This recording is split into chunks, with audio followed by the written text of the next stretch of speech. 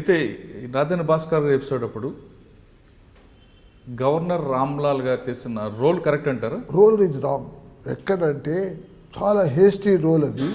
అసలు ఫిగర్ చూసుకోకుండా ఆ రోజు మీకు ఇక్కడ పరేడ్ అయ్యింది రాజ్భవన్లో. వీళ్ళందరూ ఎమ్మెల్యేస్ను పరేడ్ చేయించాడు. 100 మెజార్టీ చూపించాడు. మెజార్టీలో కనీసం 1/4 దాంట్లో ఎమ్మెల్యేస్ కాదు. అది చాలా ఘోరమైన విషయం. ఏంటంటే అంటే అప్పుడులో కేంద్ర ప్రభుత్వం ఆదేశాల మేరకి రామ్లాల్ గారు నడిచారంటారు.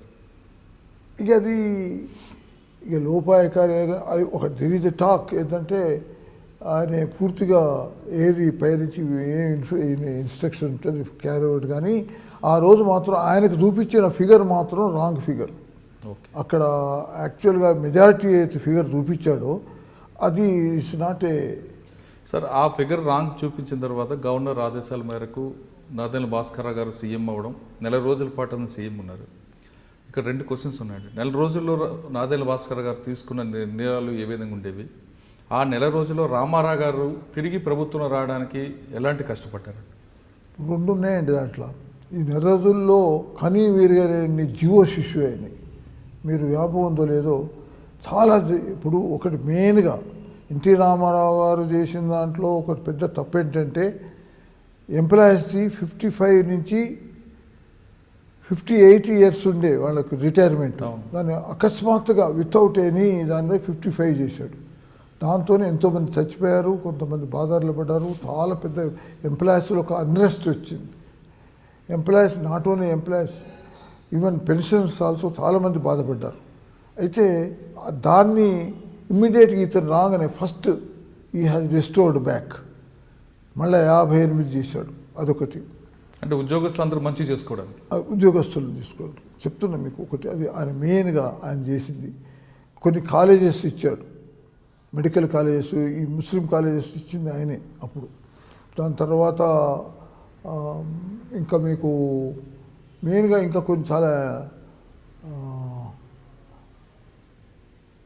చాలా ఇంపార్టెంట్ కొన్ని. అదే నెల రోజుల్లో జీవోల మీద రామన్ ఉండే చీఫ్ సెక్రటరీ, ఈయనకన్నా ఫాస్ట్.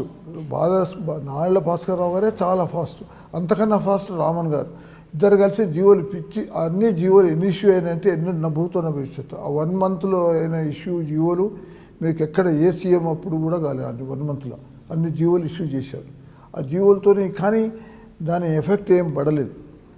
ఈ మధ్య ఈయన ఏం చేశారు రామారావు గారు, ఒక్కొక్క ఎమ్మెల్యేను వీళ్ళని తీసుకుపోయి ఇప్పుడు ఆల్ బీజేపీ, కాంగ్రెస్ కాదు బీజేపీ వాళ్ళు, దాని తర్వాత జనతా, వీళ్ళు కమ్యూనిస్టు, వీళ్ళు అందరూ కలిపి ఒక జాయింట్ ఫ్రంట్ పెట్టి ఒక్కొక్క పోయిన ఎమ్మెల్యేలందరినీ మళ్ళీ తిరిగి రాలి వాళ్ళందరూ క్యాంప్ పెట్టుకున్నారు. క్యాంప్ పెట్టుకొని పూర్తిగా మార్చిపోయి ఈయనకు మైనారిటీ అయింది, వాళ్ళది మెజారిటీ అయిపోయింది. అందుకోసం నేచురల్గా మళ్ళీ next. For more videos, subscribe to iDream. And loads of fun entertainment and content, do watch iDreams. Do subscribe iDream Media. దయచేసి iDreams మీరు సబ్స్క్రైబ్ చేయాల్సిందిగా నేను కోరుతున్నాను. I am Dr. Nayak, DT Nayak. For more videos, please subscribe to iDream. Please subscribe iDream News. Please subscribe iDream. Please subscribe iDreams. మీరు చూస్తున్నారు iDream News.